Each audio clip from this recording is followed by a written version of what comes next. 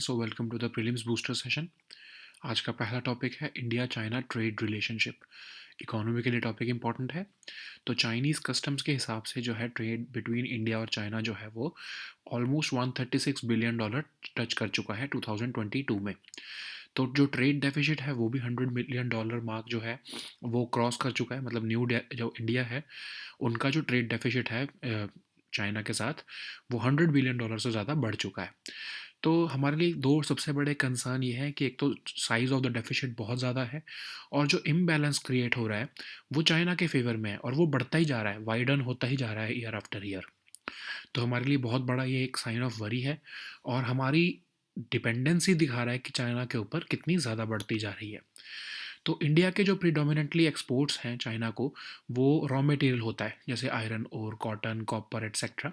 और जो Chinese export है इंडिया को वो machinery, power related equipment, telecom equipment, organic chemicals, fertilizers, ये सब होता है। तो जो टोटल वैल्यू है इंडियन एक्सपोर्ट्स की उसमें भी डिक्लाइन हो रहा है। ठीक है, क्योंकि हम तो रॉ मटेरियल भेज रहे हैं उन्हें, वो हमें इंटरमीडिएट गुड्स भेजते हैं। अब लगभग 68% ऑफ हमारी जो एपीआईज होते हैं, एक्टिव फार्मास्यूटिकल इंग्रेडिएंट्स, हम वो चाइना से ही जो है वो इंपोर्ट करते हैं। तो मार्केट एक्सेस इम्पेडिमेंट्स भी हैं, क्योंकि चाइना जो है जिस सेक्टर्स में इंडिया competitive है, जैसे एग्रीकल्चर प्रोडक्ट्स या आईटी सर्विसेज, उनका एक्सेस उसका मार्केट एक्सेस इंडियन प्रोडक्ट्स को वो अपनी कंट्री में नहीं देता है। तो ये बहुत बड़ा एक जो है फैक्टर है जिसकी वजह से जो है ट्रेड डेफिसिट चाइना के फेवर में है। तो इंडिया अपनी स्ट्रेटेजिक डिपेंडेंस चाइना के ऊपर बिल्कुल ख़त्म तो नहीं कर सकता है, लेकिन अपनी जो है डिपेंडेंस को डाइवर्सिफाई ज़रूर कर सकता है दूसरी कंट्रीज़ के साथ काम करके। ठीक है, तो नेक्स्ट हम टॉपिक देखते हैं कंट्रोल ऑफ सर्विसेज। गवर्नेंस के लिए टॉपिक इंपॉर्टेंट है, पॉलिटी के लिए भी इंपॉर्टेंट है। तो 5 जज constitution bench of supreme court जो है वो एक डिस्प्यूट को हेयर कर रहा है दिल्ली गवर्नमेंट और सेंट्रल गवर्नमेंट के ऊपर, सेंट्रल गवर्नमेंट के between, over control of services.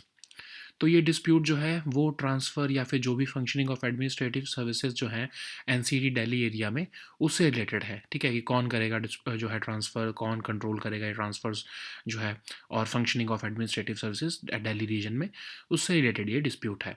तो कॉन्स्टिट्यूशन बेंच क्या होता है? आर्टिकल 145 क्लॉज 3 जो है वो आपका कहता है कि कॉन्स्टिट्यूशन बेंच जो है सुप्रीम कोर्ट में बनाया जा सकता है। एटलीस्ट 5 जजेस होंगे और कोई भी एक सब्सटेंशियल क्वेश्चन ऑफ लॉ को इंटरप्रेट करने के लिए कॉन्स्टिट्यूशन के उस जज को उस बेंच को बनाया जा सकता है। तो अब जो है ये कॉन्स्टिट्यूशन जो ये ऐसा सेकंड टाइम हो रहा है कि एक कॉन्स्टिट्यूशनल जो है बेंच बनाया जा रहा है दिल्ली गवर्नमेंट और दिल्ली के लेफ्टिनेंट गवर्नर के बीच के इश्यूज़ को जो है वो डील करने के लिए। अब क्या बैकग्राउंड है इसका ये देख लेते हैं। आर्टिकल 239 डबल ए जो है हमारे कॉन्स्टिट्यूशन में इंसर्ट किया गया by 69th constitutional amendment act of 1991। S Balakrishnan ji की कमेटी थी, उन्होंने बोला कि एनसीटी दिल्ली जो है वो एक एडमिनिस्ट्रेटर होगा उनके पास, और उनके एक लेजिस्लेटिव असेंबली होगी। लेजिस्लेटिव असेंबली के पास पावर होगी स्टेट लिस्ट में से लॉ बनाने की या कंकरेंट लिस्ट में से लॉ बनाने की, लेकिन वो पुलिस, पब्लिक ऑर्डर और लैंड के ऊपर जो है वो लॉ नहीं बना पाएंगे। ठीक है, अब कंट्रोल ऑफ एडमिनिस्ट्रेटिव सर्विसेज के ऊपर जो है वो एक क्वेश्चन मार्क रह गया।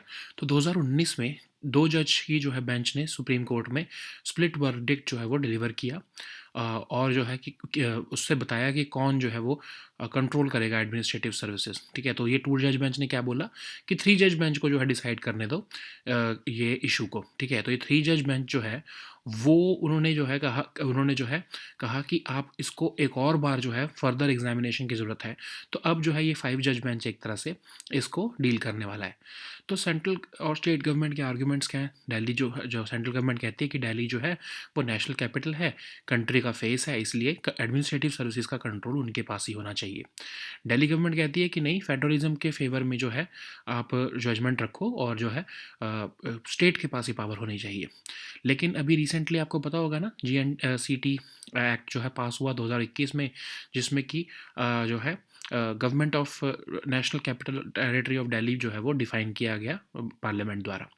लेकिन जो है दिल्ली गवर्नमेंट ने उसी एक्ट को जो है वो पार्लियामेंट उसको जुडिशरी में चैलेंज कर दिया है कि वो बेसिक स्ट्रक्चर डॉक्ट्रिन को वायलेट कर रहा है। तो अब ये लीगल इश्यूज़ हैं क्या सुप्रीम कोर्ट के सामने? पहला तो वही जो आपकी 2 जज बेंच की जो फिर उन्होंने 3 जज बेंच को रेफ़र कर दिया, 3 जज बेंच ने जो है अगले लार्जर बेंच को रेफ़र कर दिया। एक तो वो जजमेंट देखनी है। दूसरा इशू है जो आपका रिसेंटली पार्लियामेंट में एक्ट पास हुआ है, उसको देखना है कि क्या वो वैलिड है या नहीं है, ठीक है।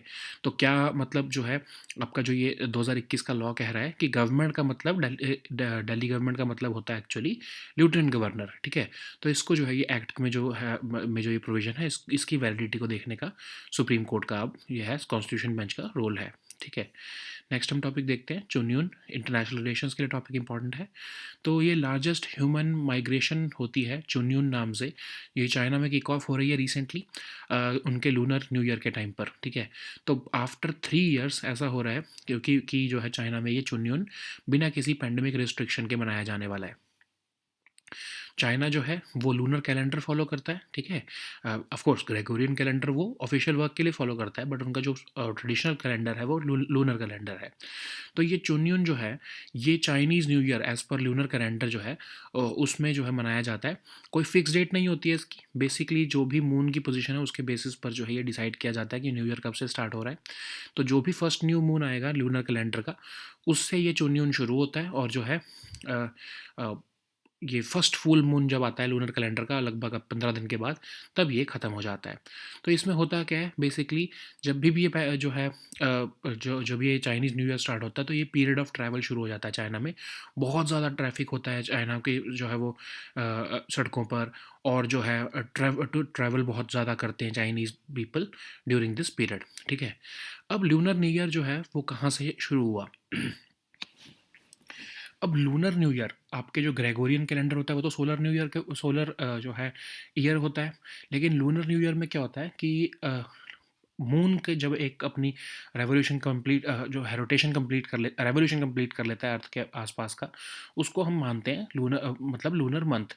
तो लगभग 28 के दिन के आसपास जो है उसको लगते हैं अर्थ के जो है चक्कर लगाने में।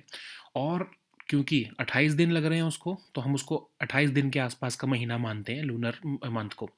लेकिन होता क्या है कि अगर हम उसको सन के जो है लूनर जो सन के मंथ के साथ या फिर सन के ईयर के साथ उसको अगर हमने सिंक्रोनाइज करना है, तो कई जैसे हमारे तो 30 या 31 दिन होते हैं ना सन के जो है मंथ के हिसाब से। लेकिन लूनर जो है मंथ वो 28 दिन के आसपास का होता है।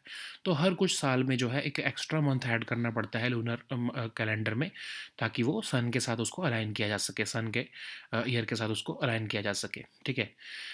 नेक्स्ट हम टॉपिक देखते हैं, rare earth elements. Science and tech और इकोनॉमी दोनों के लिए इंपॉर्टेंट है। तो स्वीडन की जो है स्टेट ओन कंपनी LKAB उन्होंने अनाउंस किया है कि उनको 1 मिलियन टन्स तक के जो है वो rare earth oxides northern area में कंट्री में मिले हैं। इससे जो है मिनरल सिक्योरिटी पार्टनरशिप जो US लेड अलायंस है वो और ज़्यादा मजबूत होगा, चाइना के ऊपर डिपेंडेंस कम होगी। तो रेयर अर्थ एलिमेंट्स होते क्या हैं? सेट ऑफ 17 केमिकल एलिमेंट्स हैं पीरियोडिक टेबल में, और ये आजकल बहुत ज़्यादा इकोनॉमी के चलाने के लिए बहुत इंपॉर्टेंट हो चुके हैं। तो टेक्नोलॉजीज़ जैसे कि consumer electronics, computers, networks, communication, clean energy, इन सब में इसका बहुत यूज़ है। जैसे स्कैंडियम है वो टेलीविज़न या फ्लोरोसेंट लैंप्स में, ये ट्रियम जो है वो ड्रग्स जो है उसमें बनाने में काम आता है। स्पेस शटल कंपोनेंट्स में, जेट इंजन टर्बाइन्स में, ड्रोन्स में, इन सब में ये बहुत काम आते हैं। तो ये रेयर अर्थ एलिमेंट्स जो हैं जब से ग्रीन एनर्जी की डिमांड बढ़ी है तब से इनके और ज़्यादा इंपॉर्टेंस बढ़ चुकी है। अब इंडिया में लगभग 6% of world rare earth elements हैं, लेकिन इंडिया 1% ऑफ ग्लोबल आउटपुट देता है। इसलिए इंडिया की जो डिपेंडेंस है हाईली रेयर अर्थ एलिमेंट्स के ऊपर, वो चाइना के ऊपर ज़्यादा है, ठीक है। तो चाइना जो है लगभग 70% ऑफ ग्लोबल प्रोडक्शन करता है। इंडिया ने इंडियन रेयर अर्थ लिमिटेड जो है वो एक कंपनी भी बनाई है ताकि वो माइनिंग कर सके हैवी मिनरल्स की। अभी रिसेंटली मई 2020 में खनिज विदेश लिमिटेड भी बनाया गया, खनिज इंडिया विदेश इंडिया लिमिटेड, ताकि स्ट्रेटेजिक मिनरल एसेट्स जैसे कि लिथियम या कोबाल्ट को अब्रॉड से जो है वो एक्वायर किया जा सके। अब ये मिनरल सिक्योरिटी पार्टनरशिप क्या है? न्यू US लेड पार्टनरशिप है ताकि सप्लाई चेन जो है क्रिटिकल मिनरल्स की उनको सिक्योर किया जा सके। कोई ग्लोबल डेफिनेशन तो नहीं है क्रिटिकल मिनरल्स की, लेकिन मोस्टली जो है जो इकोनॉमी के लिए इंपॉर्टेंट होते हैं उनको हम जो है क्रिटिकल मिनरल्स मानते हैं। तो ये पार्टनरशिप को टोरंटो में अनाउंस किया गया था। इसमें जो है Canada, Australia, Finland, Germany, France etcetera ऐसी कंट्रीज़ जो हैं वो इसमें पार्टनर बनी है, ठीक है। सो नेक्स्ट हम टॉपिक देखते हैं, कारन कम्युनिटी इंटरनेशनल रिलेशंस के लिए टॉपिक है, इंपॉर्टेंट है। तो रिसेंटली म्यांमार की मिलिट्री ने एयर स्ट्राइक्स किए हैं 2 विलेजेस में कारन कम्युनिटी के ऊपर। तो ये कारन एथनिक कम्युनिटी है कौन? ये लार्ज डिस्पर्स्ड एथनिक ग्रुप है साउथ ईस्ट एशिया का। कहा जाता है कि इनका ओरिजिन गोबी डेजर्ट, मंगोलिया या फिर तिब्बत से हुआ है।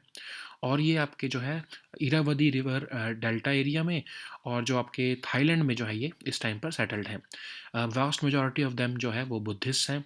अगर इनकी हम लैंग्वेज देखें तो ये तिब्बतो बर्मन फैमिली की इनकी लैंग्वेज है। और विमेन को इस कम्युनिटी में जो है वो इन्फीरियर कैटेगराइज किया जाता है। इरावदी रिवर जो है वो नॉर्थ टू साउथ जो है वो फ्लो करती है म्यांमार में। कंट्री की लार्जेस्ट रिवर है और ये नॉर्थ साउथ में फ्लो करती है और इरावदी डेल्टा जो है वो अंडमान सी में जाकर मिल जाती है। नेक्स्ट हम टॉपिक देखते हैं लिम्फेटिक फिलियरियासिस। ये सोशल इश्यूज़ के लिए टॉपिक इंपॉर्टेंट है। तो यूनियन हेल्थ मिनिस्टर ने बोला है कि इंडिया जो है वो 2027 तक लिम्फेटिक फिलियरियासिस को जो है वो एलिमिनेट करने के लिए काम कर रहा है। तो ये लिम्फेटिक फिलियरियासिस होती क्या है? ये एक निगलेक्टेड ट्रॉपिकल डिसीज़ है, लिम्फेटिक सिस्टम को जो इम्पेयर कर देती है। इससे क्या होता है कि बॉडी पार्ट जो है वो एबनॉर्मली लार्ज होने लग जाते हैं। जैसे पैर में अगर हुआ तो पैर लार्ज होने लगेंगे, ठीक है। तो कुछ ऐसे जो है पैरासाइट जिनको हम नीमाटोड्स कहते हैं, राउंड वॉर्म्स, उनकी वजह से होते हैं ये। तो थ्रेड लाइक जो ये वॉर्म्स हैं, ये 3 तरह के ऐसे वॉर्म्स होते हैं जिससे ये लिम्फेटिक फिलारिसिस होता है।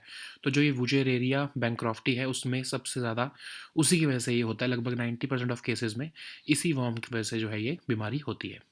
तो WHO ने एक रोड मैप निकाला है 20 डिसीज़ेज़ को जो है वो इरेडिकेट करने का। उसमें भी जो है लिम्फेटिक फिलारिसिस के ऊपर काम किया जा रहा है।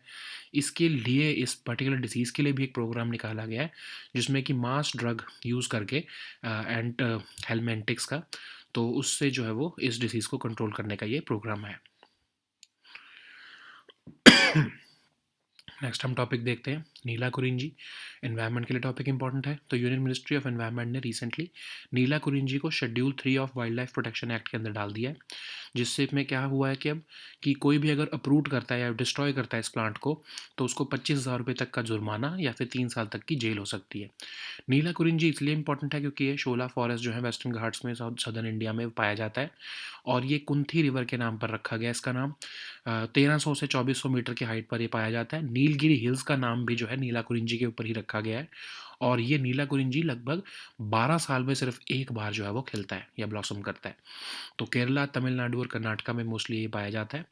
वाइल्ड लाइफ प्रोटेक्शन एक्ट तो आपको पता ही है, ठीक है, कि प्लांट और एनिमल स्पीशीज़ को प्रोटेक्ट करने के लिए वेरियस शेड्यूल्स इसमें दिए गए हैं लेवल्स ऑफ प्रोटेक्शन के हिसाब से। नेक्स्ट हम टॉपिक देखते हैं Asian water bird census 2023। Environment के लिए ही टॉपिक इंपॉर्टेंट है। तो अभी जो है नदर्न पार्ट्स ऑफ अलापुजा जो है केरला में, वहाँ पर ये एशियन वाटर बर्ड सेंसस किया गया है। और इसमें जो है कुछ डक स्पीशीज़ जो है वो साइट की गई हैं जो पिछली बार जो है देखी गई थी, वो इस बार जो है वो नहीं देखी गई हैं। ये रादर एक बहुत ही बड़ा जो है कंसर्न है। तो कुछ जो स्पीशीज़ जो हैं वो यहाँ देखी गई हैं वो यहाँ पर मेंशन की गई हैं, oriental darter, cattle एग्रेट, spot billed pelican. अब ये एशियन वाटर बर्ड सेंसस होता क्या है? वेटलैंड्स इंटरनेशनल ने ये जो है ऑर्गेनाइज़ करना शुरू किया 1987 से। और इसमें वेटलैंड्स इंटरनेशनल जो है वो IUCN और रामसर कन्वेंशन के साथ जो है मिलकर इस सेंसस को करता है ताकि पब्लिक में अवेयरनेस बढ़ाई जा सके वेटलैंड्स और वाटर बर्ड कंजर्वेशन के रिलेटेड।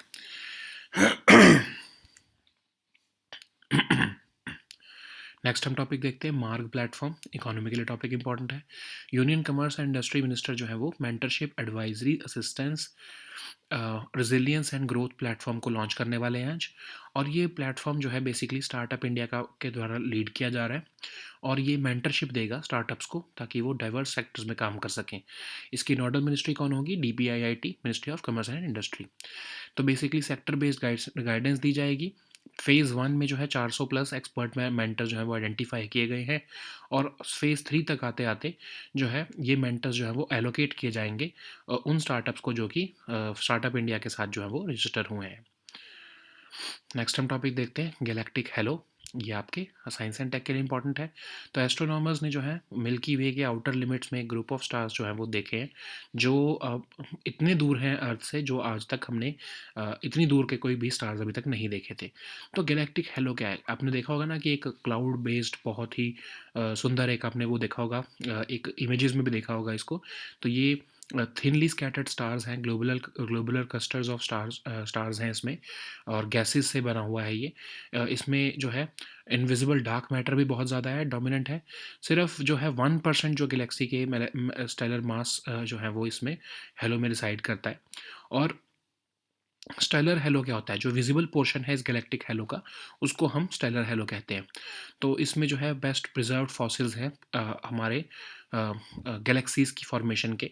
तो जो ग्लोबुलर क्लस्टर्स हैं ये स्टेबल टाइटली बाउंड क्लस्टर्स होते हैं, बहुत सारे थाउजेंड से लेके मिलियंस ऑफ स्टार्स के, डेंसली पॉपुलेटेड होते हैं।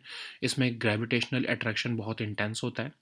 तो फील्ड स्टार क्या होता है? फील्ड स्टार मतलब जो भी इन ग्लोबुलर क्लस्टर्स का पार्ट नहीं है और वो अलग से बाहर बने हुए हैं स्टार्स, उनको हम फील्ड स्टार्स कहते हैं। नेक्स्ट हम टॉपिक देखते हैं गंगा सागर मेला। ये आपके आर्ट एंड कल्चर के लिए इंपॉर्टेंट है। तो वेस्ट बंगाल के मिनिस्टर्स डिमांड कर रहे हैं कि नेशनल मेला का स्टेटस मिल जाए गंगा सागर मेला को, क्योंकि इसमें रिकॉर्ड पिलग्रिम्स जो हैं वो आते हैं। वर्ल्ड का सेकंड लार्जेस्ट ह्यूमन कॉन्ग्रीगेशन है आफ्टर कुंभ। हर साल मकर संक्रांति पर इसको जो है वो मनाया जाता है। सागर आइलैंड जो है वहाँ पर इसको मनाया जाता है, और ये इतना पुराना है कि रामायण और महाभारत में भी इसका रेफरेंस है। और इसमें गंगा में डिप लिया जाता है, और कपिल मुनि जो है उनके टेम्पल पर जो है विजिट किया जाता है पिलग्रिम्स द्वारा। तो कपिल मुनि जी कौन थे? तो ये एक वैदिक सेज थे, जो कि ओरिजिनल प्रोपोनेंट हैं समाख्या सिस्टम ऑफ फिलोसफी के। तो 6th और 7th सेंचुरी में ये जो है वो अलाइव थे, और इनको कहा जाता है कि ये विष्णु के इनकारनेशन है। ठीक है, इन्होंने भक्ति योग दिया, और इन्होंने फोकस रखा मेडिटेशन के ऊपर to achieve liberation. Sagar island कहाँ पर लोकेटेड है? गंगा ब्रह्मपुत्र डेल्टा के वेस्टर्न मोस्ट आइलैंड है ये, आपका वेस्ट बंगाल में पड़ता है, और ये हुगली रिवर के माउथ पर जो है ये आइलैंड देखने को मिलता है। नेक्स्ट हम टॉपिक देखते हैं माघी मेला। आर्ट एंड कल्चर के लिए ही टॉपिक इंपॉर्टेंट है। तो रिसेंटली माघी मेला ऑर्गेनाइज किया गया श्री मुक्तसर साहिब पंजाब में, और ये जनवरी या फिर मंथ ऑफ माघ माघ में मनाया जाता है। सिख वॉरियर्स जो थे, लगभग 40 सिख वॉरियर्स, जिन्होंने मुगल्स के साथ बैटल किया, बैटल ऑफ खिदराना, उसको जो है कमेमोरेट करने के लिए ये माघी मेला ऑर्गेनाइज किया जाता है। और ये बैटल जो है वो खिदराने दी टाबी, उसके पास जो है 1705 में हुई। और ये अ, इसमें इस मेला के टाइम पर जो है होली गुरु ग्रंथ साहिब को रिसाइट किया जाता है। और जो ये नानक शाही कैलेंडर के हिसाब से इसको मनाया जाता है। नानक शाही कैलेंडर जो है वो किसने डिज़ाइन किया था? एक सिख स्कॉलर थे, पाल सिंह पुरेवाल जी, उन्होंने इस कैलेंडर को जो है वो डिज़ाइन किया था। So now let us see all these topics in English.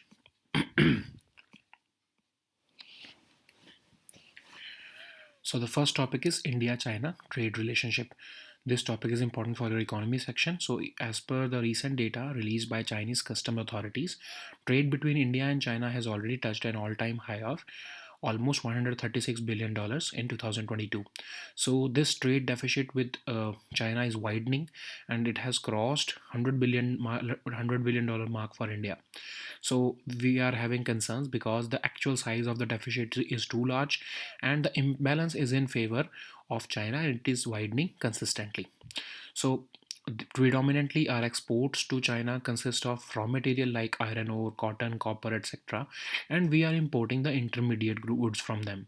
So that's why has been a decline in total value of Indian exports to China. Also, we are import dependent upon China for almost 68% of our active pharmaceutical ingredients.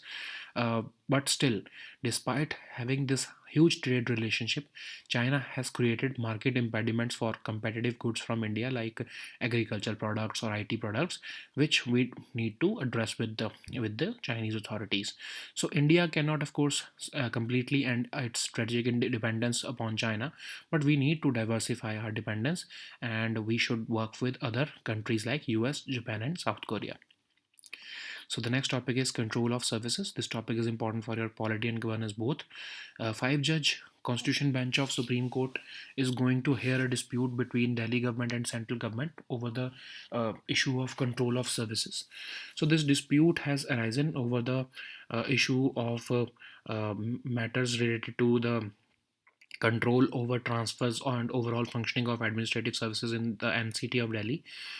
So a constitution bench is going to hear this case, and as per the what is the background of this case? Article 239 AA was inserted by the in the constitution by 69th Constitutional Amendment Act, and this was based on the recommendations of S. Balakrishnan Committee.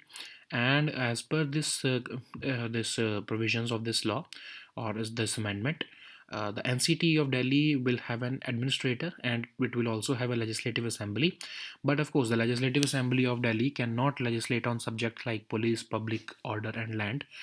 But over the matters of administrative services and its control, two judge bench of Supreme Court delivered a split verdict.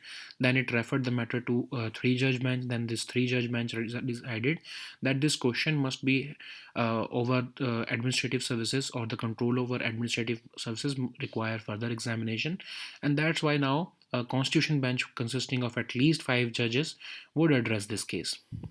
So there are two issues here. First, of course, is the this constitution bench judgment, which requires which originates from the 2019 two judge bench case. Okay, the second one is, of course, you know that recently the parliament passed a law, the Government of National Capital Territory of Delhi Amendment Act. So the Delhi government has challenged that law itself over its constitutional validity. So Supreme Court will have to address these two legal issues. So the next topic is Chunyun. This topic is important for our international relations. So China will be hosting the largest annual human migration across the world, and this festival is called Chunyun. So it is basically meant to celebrate the Lunar New Year holiday in China, and this is the first time after 3 years this is being happening without pandemic restrictions. So what is Chunyun? So basically it's a period of travel in China when this extremely high traffic load is witnessed because the people of China celebrate this Chinese New Year. There is no fixed date for New Year because it is based on lunar calendar, and the first new moon of the lunar calendar is basically the time when this Chunyun starts, and it ends with the first full moon of the lunar calendar. So Lunar New Year concept originates from the concept of lunar months. So because a lunar month consists of 28 days, so to adjust it with the solar calendar or the Gregorian calendar, every after every few years of the lunar calendar, 1 month is added to make it in synchronization with the solar calendar. So the next topic is rare earth elements. This topic is important for your economy section and science and tech section both. So Swedish state-owned company LKAB has announced that they have discovered more than 1 million tons of rare earth oxides in the northern area of the country. Apart from reducing dependence upon China, this discovery will also facilitate the agenda of mineral security partnership, to which Sweden is also a partner. So what are these rare earth elements? So these are the set of 17 chemical elements which have found strategic significance in terms of emerging technologies. So scandium is being used in televisions and fluorescent lamps. Yttrium is being used to make drugs which are important for your rheumatoid arthritis and cancer. Similarly, certain rare earth elements are being used in space shuttle components, jet engine turbines, and drones. After huge demand for green energy, the demand for these rare earth elements have also increased. If we look at India, then we have about 6% of world's rare earth reserves, and we produce about 1% of global output, and that's why we are dependent upon China for really rare earth elements, because China produces almost 70% of the global rare earth elements. We have also formulated or established a company called Indian Rare Earth Elements. Apart from that, Khanij Bidesh India Limited has also been formed to acquire strategic mineral assets like lithium and cobalt from abroad. Then what is this mineral security partnership? It's a new US-led partnership to secure supply chains of critical minerals. So it was announced during the world's largest mining event, which was held in Toronto, Canada. And there are certain countries which are partner to this mineral security partnership: Canada, Australia, Finland, Germany, etc. And India is of course not a party to it at this moment. So the next topic is Karen community. This topic is important for international relations. So recently, air strikes by Myanmar's military on two villages inhabited by ethnic community called Karen has killed certain civilians.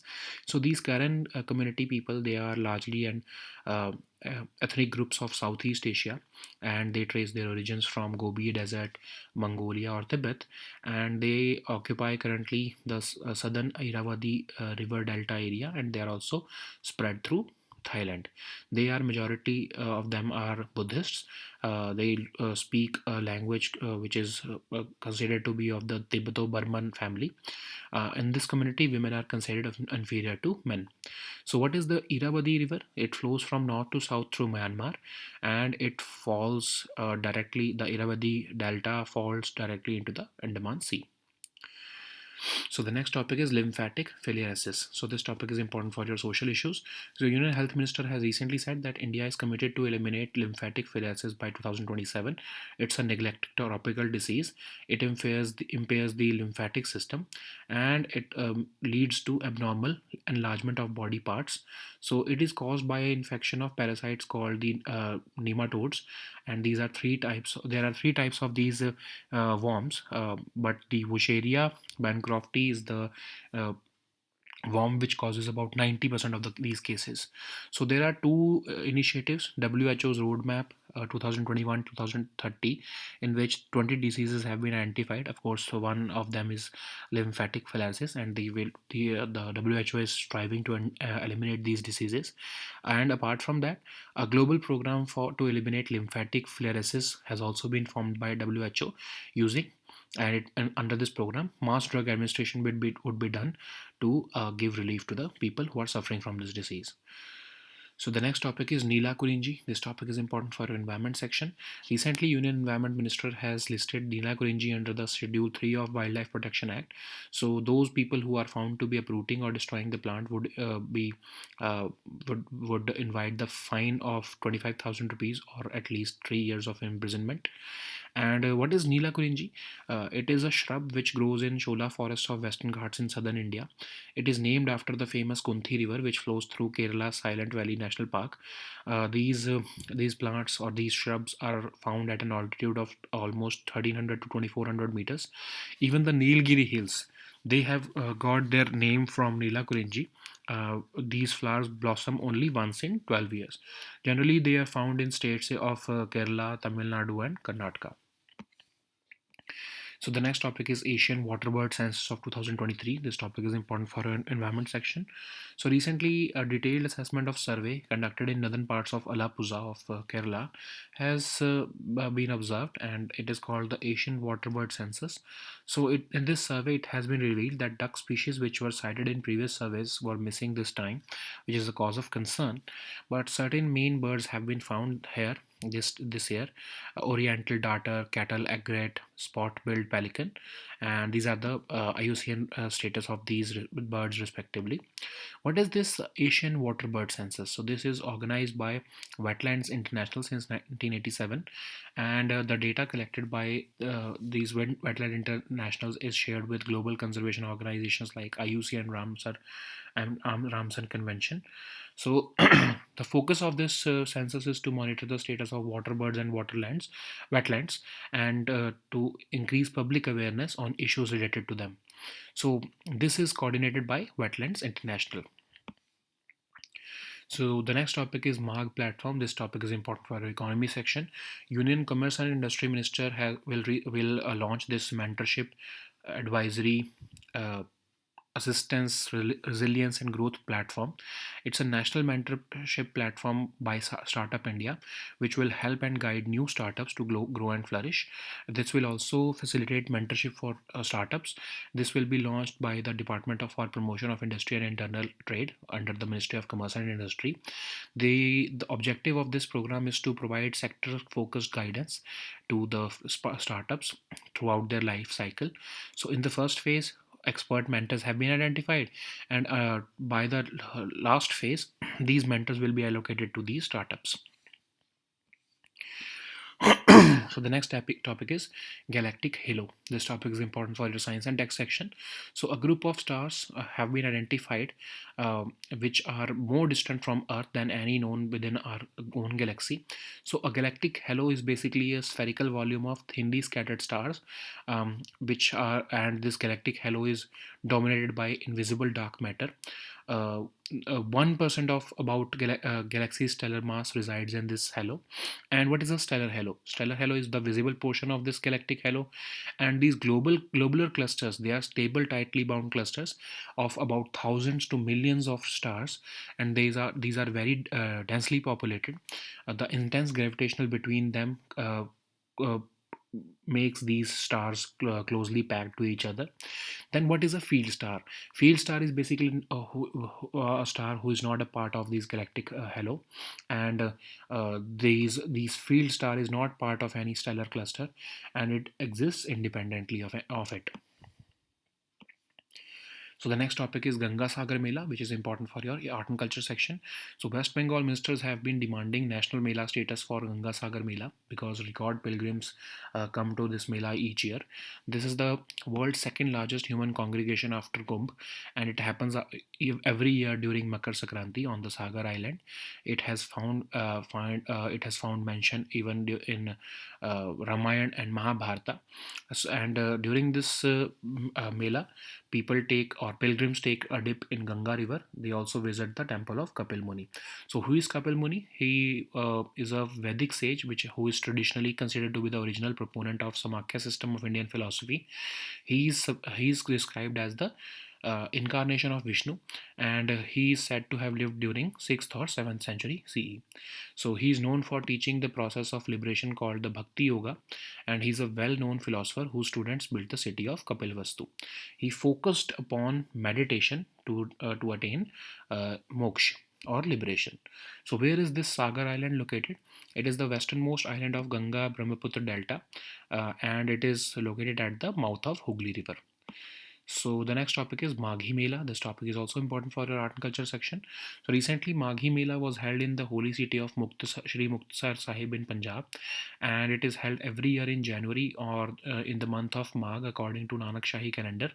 This Mela is celebrated in memory of 46 warriors who fought the Mughals in Battle of Khidrana, and this battle took place near a pool of water called Khidrane di Tabbi, and the bodies of these warriors were cremated on the next day, which is the first day of Magh, and the Sikhs celebrate this day with the end-to-end recital of the Holy Guru Granth Sahib Ji.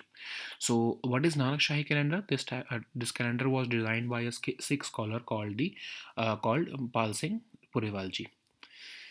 So, these were our topics for today. We'll meet next time with new topics. Until then, goodbye and take care.